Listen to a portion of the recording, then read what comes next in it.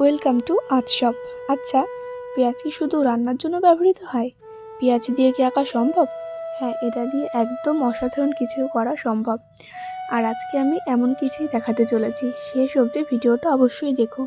এখানে আমি 6 নম্বর টুল ইউজ করছি আর ফেব্রিকের অরেঞ্জ কালার দিয়ে অর্ধেক পেঁয়াজটা রং করে নিচ্ছি। তারপর কাগজে ছাপ দিলাম আর দেখো কি সুন্দর একটা স্ট্রাকচার তৈরি হয়েছে। জানো তো, পেঁয়াজের এই স্বাভাবিক গঠনটা ফুলের পাপড়ির মতো দেখতে হয়, তাই এটা দিয়ে ফুল আঁকা বেশ মজার। এরপর আমি কিছু ডিটেলস যোগ করব যাতে ফুলটা আরও সুন্দর দেখায়। রান্নাঘরের সাধারণ একটা উপাদান দিয়েই দারুণ একটা শিল্পকর্ম তৈরি হচ্ছে। পেঁয়াজের ছাপ ব্যবহার করে আমি তৈরি করলাম এই সুন্দর ফুলটি। এর থেকেই এটাই প্রমাণ হয় যে শিল্পের জন্য দামি জিনিসের দরকার নেই, শুধু সৃজনশীলতাই যথেষ্ট। তোমরাও কিন্তু এটা ট্রাই করতে পারো।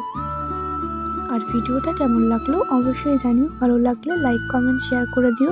আর চ্যানেলে নতুন হলে সাবস্ক্রাইব করে দিও।